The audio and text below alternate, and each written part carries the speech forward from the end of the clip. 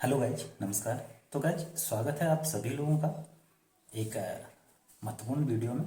तो गाइज, आज हम बात करने वाले हैं उत्तराखंड एलटी एग्ज़ाम जो 18 अगस्त 2024 को होना है और आयोग की तरफ से भी लगभग इसकी पूर्ण तैयारी कर ली गई है। तो गाइज, इस वीडियो में हम आज बात करने वाले हैं कि कैसे इस एग्ज़ाम को क्वालिफाई किया जाए और लगभग 17-18 दिन आप लोगों के पास है। और क्या इसमें स्ट्रेटेजी रहनी चाहिए, क्या इसमें ऐसा करें कि आपका ये टेस्ट क्वालिफाई हो जाए।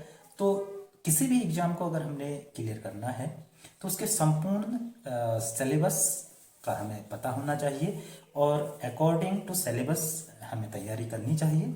तो निश्चित तौर पर उसमें सफलता मिलने के बहुत अधिक चांसेस हो जाते हैं। तो गाइज, सबसे पहले इस एग्ज़ाम के बारे में बात कर लेते हैं। टोटल जो कैंडिडेट्स हैं, लगभग कितने लोगों ने इस एग्ज़ाम के लिए आवेदन किया है। तो लगभग गाइज 10 सब्जेक्ट्स हैं लगभग जो एलटी एग्ज़ाम होने वाला है। तो इसमें लगभग 50,000 अभ्यर्थियों ने आवेदन किया है। तो हम मान सकते हैं कि सभी सब्जेक्ट्स को मिला के लगभग 50,000 आवेदन हुए हैं। तो गाइज, इसमें ही कंपटीशन रहेगा और प्रत्येक इस 50,000 में भी अलग अलग सब्जेक्ट्स के कैंडिडेट हैं। तो ऐसा डाटा है नहीं अभी फिलहाल कि किस सब्जेक्ट में कितने कैंडिडेट हो सकते हैं। तो गाइज, थोड़ा बहुत सिलेबस के बारे में जानना बहुत ज़रूरी है। तो हम सिलेबस के बारे में बात करते हैं। तो गाइज, जो ये एग्ज़ाम है इस बार थोड़ा सा इसमें चेंजेस किए गए हैं। तो गाइज, एग्ज़ाम वही 100 मार्क्स का ही होगा। अधिकतम अंक 100 अंकों का होगा और इसमें जो क्वेश्चंस होंगे, प्रश्नों की जो संख्या होगी वो भी 100 होगी। और ऋणात्मक इसमें जो सिस्टम होता है, जो ऋणात्मक पद्धति अपनाई जाएगी, माइनस मार्किंग हम जिसको कहते हैं। तो बड़ी सोच समझ के और सावधानी से इस एग्ज़ाम को इस पेपर को अटेम्प्ट करना पड़ेगा।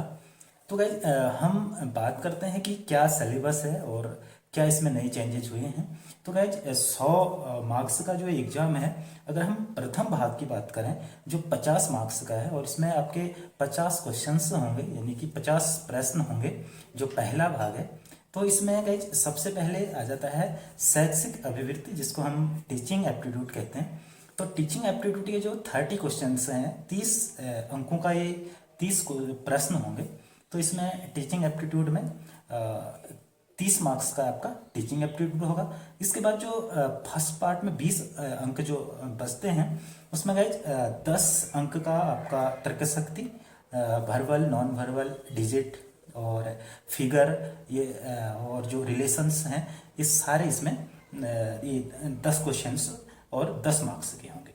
इसके बाद जो 10 मार्क्स प्रथम भाग में हमारे बचते हैं, 10 प्रश्न सामान्य ज्ञान के इसमें आएंगे और इसमें उत्तराखंड प्लस आपके जो संपूर्ण भारत का जो सामान्य ज्ञान है उससे संबंधित क्वेश्चन है। और एक चीज़ इसमें और ध्यान रखने की जरूरत है कि उत्तराखंड के क्वेश्चंस को ज़्यादा इसमें आपको प्रायोरिटी मिलने की संभावना है, यानी कि 10 मार्क्स में से 6 या 7 क्वेश्चन आपके उत्तराखंड से रिलेटेड होंगे। तो इसके बाद गए जो सेकंड पार्ट है, द्वितीय भाग की हम अगर बात करें, जो विषयगत जो प्रश्न होंगे, सब्जेक्टिव जो क्वेश्चंस होंगे, उसके बारे में हम बात करते हैं। तो उसमें गए प्रत्येक सब्जेक्ट के 50 क्वेश्चंस होंगे और प्रत्येक जो क्वेश्चन होगा वो 1 अंक का होगा। थोड़ा बहुत इसमें गाइज एक चीज़ ये ध्यान रखना है, जिस विषय में आयोग ने स्पष्ट करा है कि जिस विषय में आपके एक से अधिक विषयों का संयोजन है, यानी कि जैसे हम सामाजिक विज्ञान यानी कि सामान्य विषय का एग्जाम्पल ले लेते हैं। इसमें एक से अधिक विषयों का संयोजन है, जैसे आपका अर्थशास्त्र, इतिहास और राजनीति शास्त्र और भूगोल, यानी कि 4 विषयों का इसमें समायोजन है।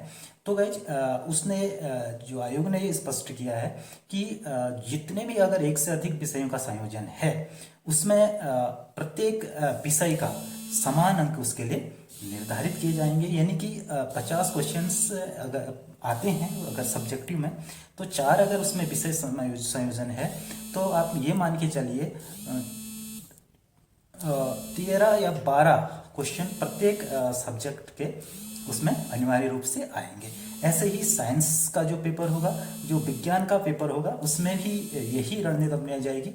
जैसे हम विज्ञान की बात करें तो विज्ञान में 3 विषयों का संयोजन किया गया है, जैसे रसायन विज्ञान और वनस्पति विज्ञान और जीव विज्ञान, यानी कि 3 जो विषय हैं। इसमें प्रत्येक जो विषय है, तो अगर हम मान के चलें 17 यानी कि 16-17 क्वेश्चन प्रत्येक विषय से आने कंपलसरी हैं, यानी कि आएंगे ही आएंगे। तो ये चीज़ आपको ध्यान रखनी है। ऐसे ही भाषा की हम बात करें तो भाषा में भी जितने जैसे हिंदी है, हिंदी में व्याकरण है, गद्य पोर्शन है, आपका पद्य पोर्शन है, इसमें सारा कुछ। ऐसे ही इंग्लिश का जो पेपर होगा, इसमें भी जितने भी पार्ट हैं उस सब्जेक्ट में, तो उन संयोजन, मैथमेटिक्स में भी यही रहेगा।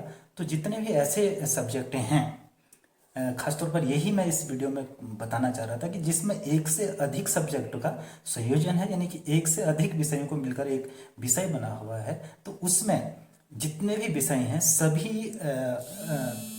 विषयों से समान अंक उसके लिए निर्धारित किए जाएंगे।